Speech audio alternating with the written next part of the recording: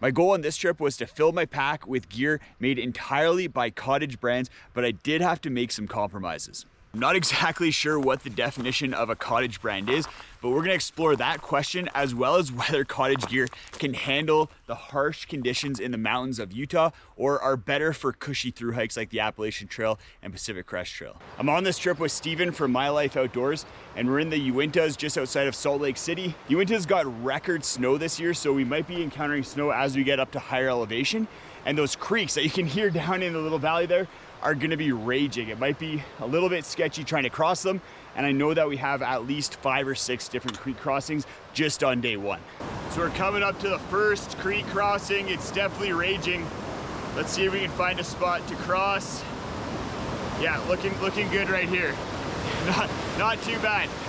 Hopefully we have bridges for the next 5 creek crossings, because that'll make things a lot easier. Look how much this river's raging. We would not want to be trying to cross that. It'd be pretty sketchy.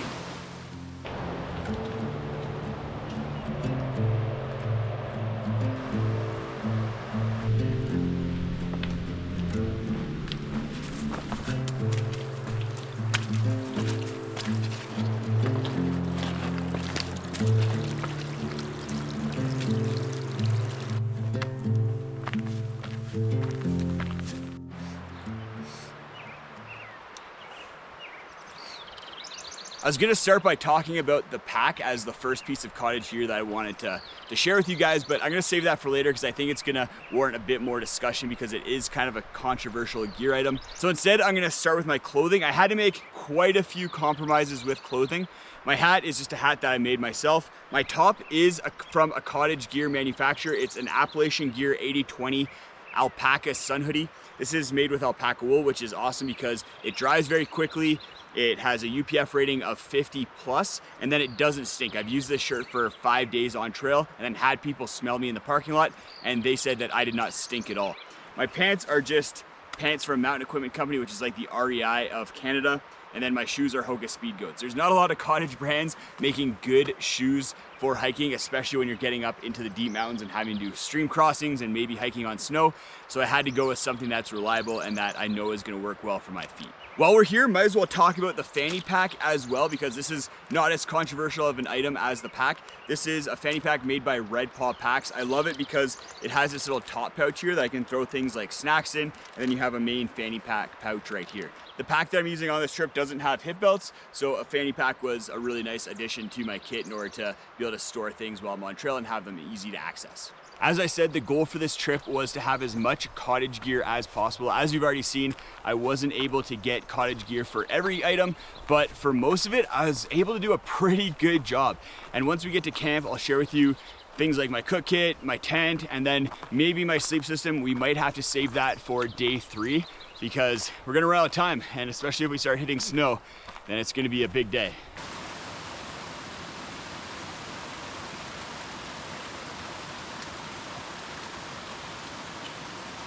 We hit another crossing, but on this one we have another bridge. It's less of a bridge, and it's probably going to continue on that trend for the rest of the hike as we get further into the backcountry and further along this creek. I bet eventually we just have no more bridges. But this one, you have one railing, just don't fall off the backside. So as we're gaining elevation here, we've come a long way on the valley bottom.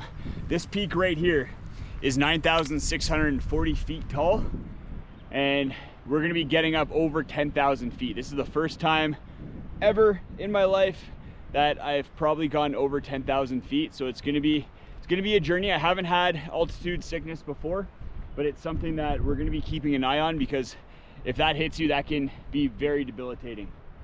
So yeah, gonna just keep crushing miles. I'm feeling pretty good right now, but that might change very quickly.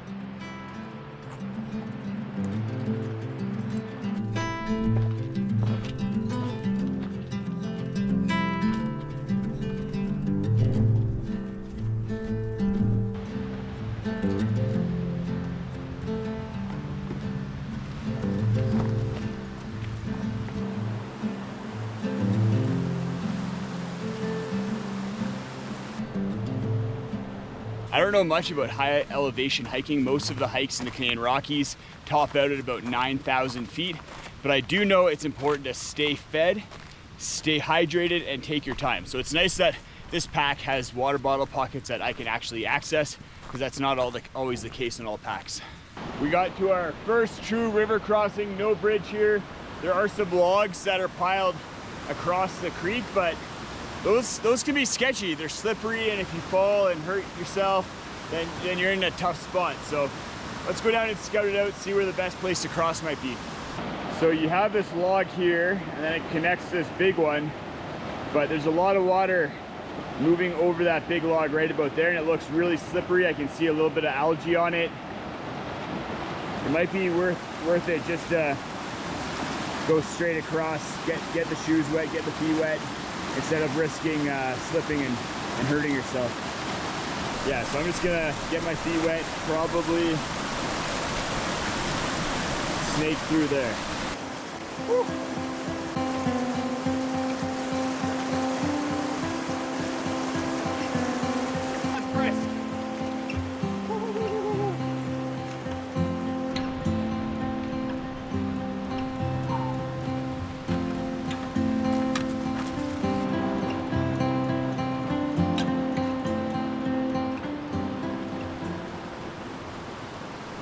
For my water treatment system, I'm using a Sawyer filter. Sawyer is not necessarily a Cottage brand. They're a decent size, and they're definitely not working out of a garage anymore, but they're a really cool brand that's on the smaller side, definitely smaller than the bigger brands like Platypus, and they're giving back to the community a lot. I think that's an important thing that you see from Cottage brands quite often, is that they're investing back into trails or giving back to the world in some way, and Sawyer definitely does that.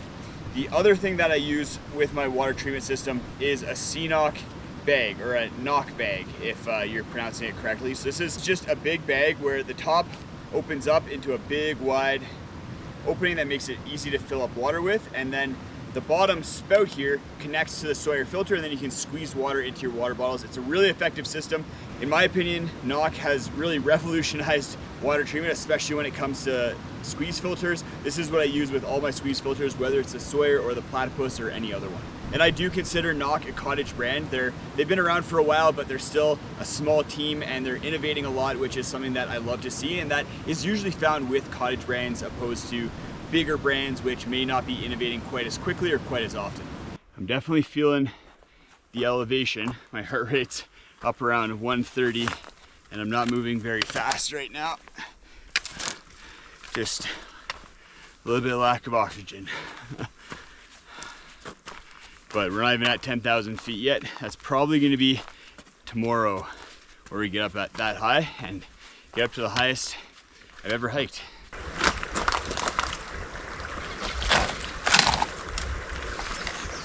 We're getting pretty close to the first potential camping area. There's a lake a couple kilometers down the trail there, but I don't know if we're gonna stop there. It'd be really nice to get a little bit more mileage going, but we're both feeling pretty beat. Physically, I feel pretty good, but I just am very lethargic, feeling very tired. And then I just felt a couple of raindrops as well. You can see there's some storm clouds kind of circling us. Hopefully they blow over, but if they don't, then I think that kind of locks in that we're gonna stop at the lake just up ahead. We made it to the first lake. It is spitting rain right now, and there's a lot of snow up here. The next lakes that I was talking about earlier that we kind of have as an option for camping will probably be even more snowbound. So the best bet might be to try and find a spot, a snow-free spot at this lake. It is beautiful. It's a very beautiful spot. Looks like that side's a little bit more snow covered, so we may need to try and find a campsite along this southern shore. So we're kind of 50-50 on whether we stay here or carry on. It looks like the rain might go past us. Steven checked the weather and it said 0% chance of rain. Definitely not the case. So we decided to, in good old Steven and Justin trip fashion, flip a coin. All right, here we go. You gonna call it? Sure. Oh, wait. Yeah, okay. Tell me when it's going. It's going. Heads we stay. Heads we stay. All right, let's Heads we stay. All right. Now to find some campsites. Yeah. for some tent sites. We got our tents all set up. Steven's using the Z-Packs Duplex Zip, and I'm using the Six Moon Designs Lunar Solo. Six Moon Designs was one of the first, if not the first, to release a tent in this style where you have one trekking pole and then the mesh inner and single wall. They're one of the pioneers in the ultralight outdoor space and still kind of hold true to their cottage roots. And I just love this tent. It's a great tent made with sil poly, holds up to rain, snow, wind. It's a solid tent. It started raining a little bit harder. Still going, so I'm just chilling in the tent. Got the sleep system all set up. Hopefully it dies down. It seems to be that in the mountains right now of Utah, there's a storm that rolls in or some rain clouds that roll in kind of in the late afternoon, and then it dissipates by evening as it kind of cools off. Once it stops raining, I'll share with you guys what I have for a rain jacket as well as my pack. They're made by the same company. Like I said, a little bit of a question mark as to whether they're a Cottage company or not. We'll have that discussion. Then I'll share with you my cook system and the plan for tomorrow. It's looking like tomorrow might be a pretty gnarly day. The rain jacket that I'm using is an ultralight rain jacket from Z-Packs. Z-Packs is one of the top brands for ultralight gear, but the question is, are they a Cottage brand? They definitely started off with Cottage roots, working as a small company and innovating, producing really cool gear that no one else was, but they've grown. They're over 100 employees now. They're producing a ton of gear, and you guys let me know in the comments whether you still consider them a Cottage brand. The pack that I'm using is also from Z-Packs. It's the Z-Packs Arc Hull. It's my first trip out with it, and it's one of those pieces of gear that Z-Packs made that kind of put them on the map as far as innovation goes, with the mesh back that it has in order to provide ventilation and the curved carbon fiber stays. These are the kind of things that I think Z-Packs is still kind of doing. They kind of have that Cottage vibe. I'm not sure if they're a Cottage company still, but part of it is just having that vibe and being a company that is pushing the limits while still kind of seeming like they're a small company. They're definitely not like some of the brands that I have and some of the pieces of gear from those brands I have on this trip, where they're literally making the gear in their garage, where Z-Packs has a big factory and warehouse that they're working out of. So maybe I'll put a little star next to the links in the description for brands that are really, really tiny, like the 1, 2, 3 person teams that are producing not a lot of gear, but are really kind of producing some really cool stuff. Do you know where the best place to buy Cottage gear is, including gear made in people's garages?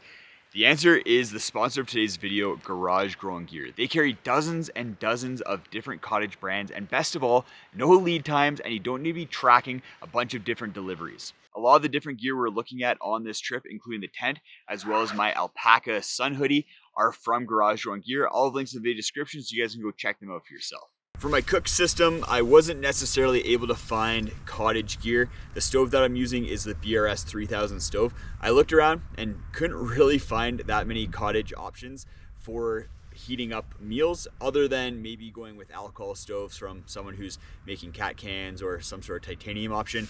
And then the pot that I'm using is the Toaks 550 titanium pot. Toaks, in my mind, is kind of a bigger company, so definitely not a Cottage brand, but they make really effective titanium pots, so that's what I'm going with. But for meals, I am going with smaller Cottage-like brands. This is a new brand that I've encountered, Wild Society. They have these awesome little pouches with tons of calories, 760 calories per little meal package that you have here, and it doesn't take a lot of water. Only 1.25 cups for this meal, and this steak fajita and rice looks really tasty. I checked out a bunch of their other meals and they also look very good. And then for day 2, I have Bushka's Kitchen meals. You guys know that I love Bushka's Kitchen. They're a cool small brand. They're starting to grow, so definitely go give them your support, because the more meals that they make, the better, I think, because the ones that I have tried are delicious. All right, let's try out this Wild Society steak fajita here. Still very hot. Good flavors though. I'm excited to try the other meals that I have from them. I think we're probably gonna eat dinner and then head to bed pretty early. Tomorrow, I'll share with you the sleep system that I'm using. I was able to go with pure Cottage manufacturer for the sleeping pad, quilt, and pillow. That may be a surprise because there's not a lot of smaller brands making sleeping pads. Some of you might also disagree with me as to whether the brand that made the sleeping pad is a Cottage brand. We'll have to have that discussion. Tomorrow should be, what do you think, a tough day? It's going to be interesting to say the least. I'm expecting a lot of snow. Yeah. Just, I think we're going up another like 500 feet, 1,000 feet. I think we're going up another 1,000 feet. 1,000 feet, yeah. So we'll probably be hitting snow tomorrow. It's gonna be a tough day. We're getting up into even higher elevation, and the elevation was kicking both Steven and my butts today. We're definitely feeling pretty tired and lethargic. So yeah, be an interesting day tomorrow. We'll catch you then and keep you updated on how things are going.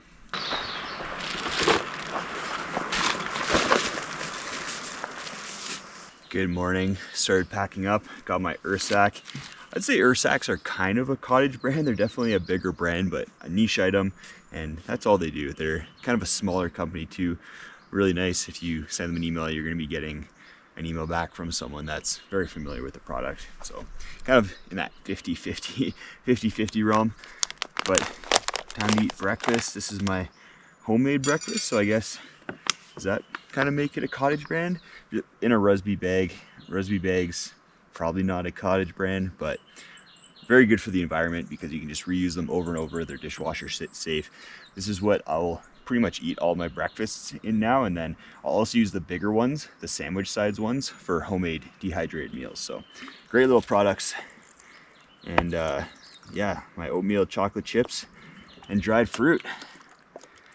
Classic for Justin Outdoors. And then my Toast spoon. Again, we talked about Toast already, but not a lot of Cottage brands making long-handled spoons. Some are making some wooden spoons, but I don't like the mouthfeel of wooden spoons, so I stick with the titanium. An item that I love, but is kind of controversial, are mayfly sandals. I've seen some reviews for these about how people can't cross streams in them, or they've tried hiking in them, they've fallen apart. Yeah, they're gonna fall apart if you try and do those things. They're not durable. They're basically pieces of really durable cardboard with some string attached to them. But what I love these for is I put them outside my tent at night, and then if I need to go to the bathroom or something like that, I can slip these on and I'm not having to put my nice, clean, dry feet and socks into dirty, potentially wet shoes. I use this Pumoji bag from Space Bear Bags, and then inside of here I have some hand sanitizer. Okay, maybe that's not made by Cottage brands, but I have a Kula cloth. We'll talk about that in a second here. In order to dig the cat hole, I use this really ultralight trowel from Bogler Trowel. It has serrated edges, which makes cutting through roots really easy and has really good ergonomics. So when you push down the top of it, it has this little nubbin so it doesn't hurt your hand. And then I am using a backcountry bidet. I love backcountry bidets because my butt gets really clean. Normally, I use the Kulo Clean, but on this one, I'm using one manufactured from a Cottage brand. So this is from Pika Outdoors. You may know them as the brand who makes the powdered soap. So I use that a lot in this little plastic container.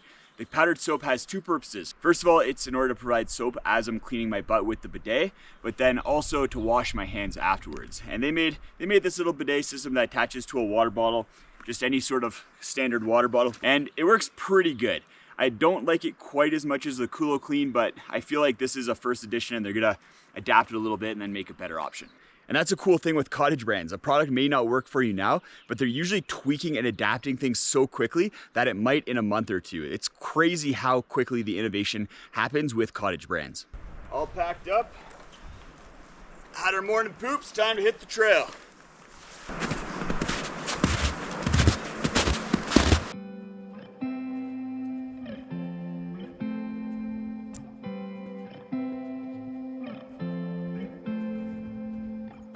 We've got a few main obstacles today as we go down the trail. The first one is that wind. You can already hear it blowing really hard. Today was supposed to be an extremely windy day, getting up to about 50 miles per hour in the Alpine. So as long as we're protected by trees, we should be okay. The second thing is snow. As you can see, and as we talked about yesterday, there's a lot of snow. And as we get up to 10,000 feet and then up to 10,500 feet, that snow is only gonna get deeper. Then the third thing is, again, watercourse crossings. We had bridges this time, but Steve and I were just looking at the maps and chatting with someone who knows the area, and the path that we were looking to go down in order to get back down to the trailhead has nine water crossings. 9, something I counted. 9, and bridges may or may not be there, and it's supposed to be a bigger creek, maybe even a river, so we're gonna have to scout that out. We don't want to get stranded halfway down that trail and then have to hike all the way back up only to hike back our emergency exit route.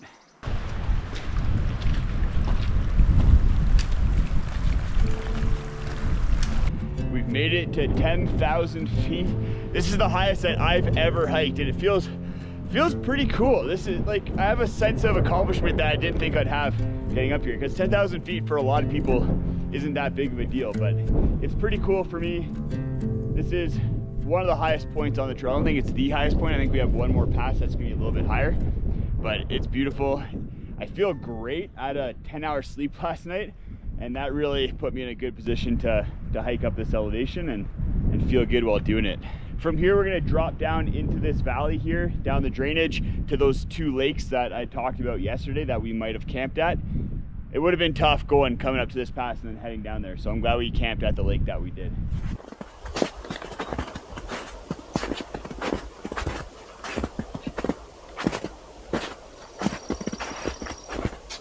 Trails like this and conditions like this is where I really like having a watch with maps on it.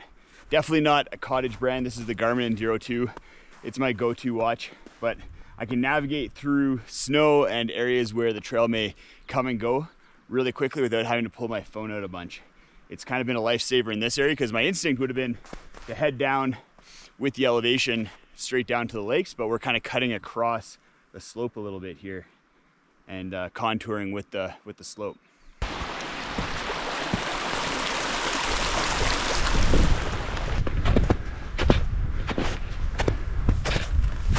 We've made it to the lakes. They're just over this little ridge line here, but they're draining a lot of water. You can tell that there's more snow up here than there usually is, and it's melting and creating just these giant creeks. Some people tried to cross right here by laying down some logs. I think there's a rocky kind of stepping stone area down there that we're gonna try out. But excited to go check out these lakes. I think they're pretty big and pretty cool looking.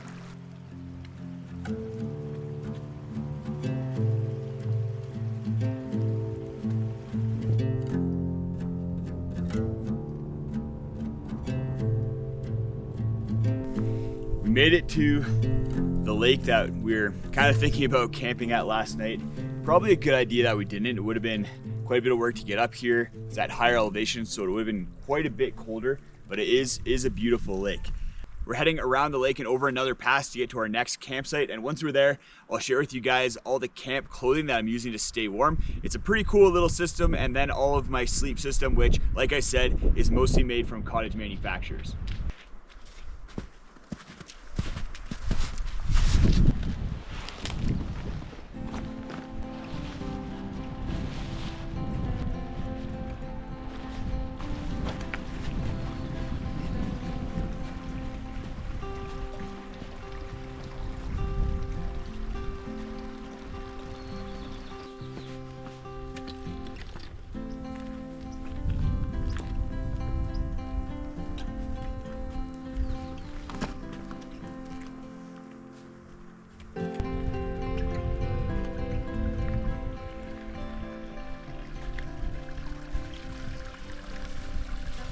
We made it up onto the pass.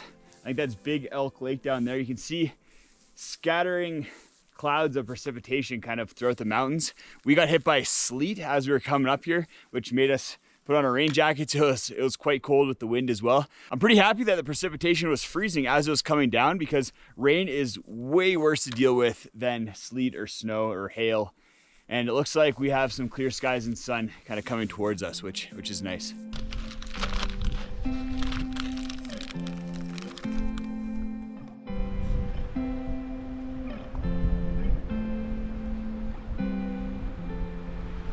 Made it to Big Elk Lake.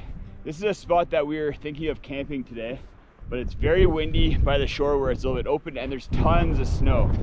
As you get into the trees, there's even more snow because it's more protected from the sun. So we're gonna have to kind of poke around, see if we can find something, otherwise we'll have to move on.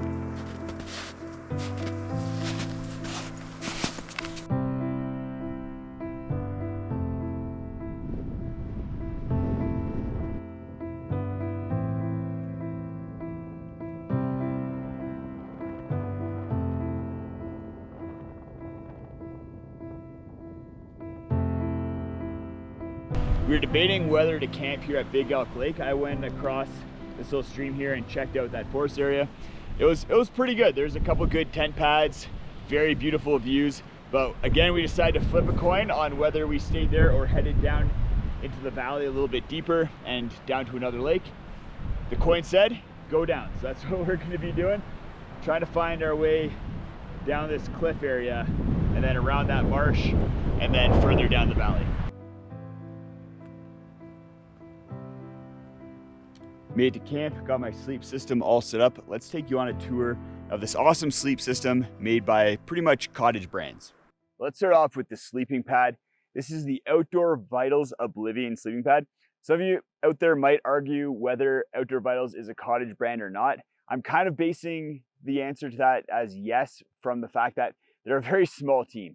They have less than 20 people working for them, probably even less than 10, I'm not exactly sure. But there's basically no Cottage brands that are making sleeping pads, especially ones that actually perform. And the Oblivion has performed better than I expected. I didn't really expect much from Outdoor Vitals with this. I thought it was going to be kind of a dud.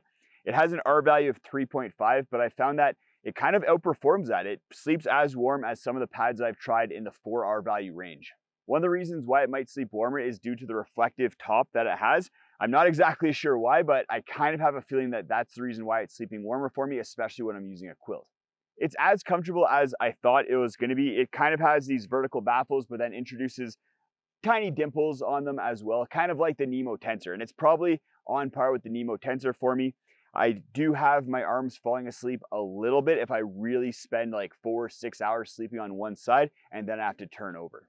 For my top insulation, I'm using a Hammock Gear Econo Burrow quilt. This is a very affordable quilt, but also really high quality. It uses high quality down, high quality shell materials, and keeps me very warm. I have the 20-degree version here, and it's kept me warm on some pretty cold nights up in the mountains here. For my pillow, I'm using something that you guys have never seen on the channel before, but I've modified it to make it my own. So it's the Big Sky International Dream Pillow. So it's an inflatable pillow, basically just a big air bladder. A lot of people will just use that on its own because it's very lightweight. But what I did was I wrapped a buff around it and I took an extra pad strap from a quilt in order to attach it to my sleeping pad. This way I have a really lightweight, comfortable pillow. This pillow is more comfortable than I thought it would be, and it locks down onto the sleeping pad. My dream is for someone to make a cover for this pillow that's very lightweight and warm, but also has an included pad strap that weighs under 50 grams. Once it starts getting cold, that's when I put on my camp clothes. My Farpoint Outdoor Gear fleece is one of my favorite pieces of insulative layers. It's made with Alpha Direct fleece, and because of that, it's extremely lightweight, but still very warm. I'll throw this sweater on from Farpoint over top of my alpaca wool sun hoodie, and then along with my merino wool toque, that'll keep me warm down to about 50 degrees Fahrenheit or a little bit colder. If it starts getting colder than that, or if it's windy, because this is a very airy fleece, if the wind picks up, it's gonna start getting cold. I'll throw something else on over all of this, and I'll show that to you right now. The next layer that I throw on is my rain jacket, my Z-Packs Virtus rain jacket. This just blocks the wind and then locks in all the heat. It maximizes the effectiveness of the Alpha Direct fleece that the Farpoint is made out of. And this combination is extremely warm. I can get down to probably just above freezing and be nice and toasty. As you can see, it's very tough to put together a gear list made entirely from Cottage brands, but I feel like I did pretty good. There's a lot of Cottage brands in here, hopefully some that you've never heard of. Let me know in the comments who your favorite Cottage brand is so I can check them out and maybe include them on the channel. If you're interested in ultralight gear, then go check out this video right up here. I spent an overnight in the desert with a base weight of only 5 pounds. I took the Thermarest Uberlight on that trip, and let me tell you, it had my heart going a little bit at times, putting that down onto the desert ground.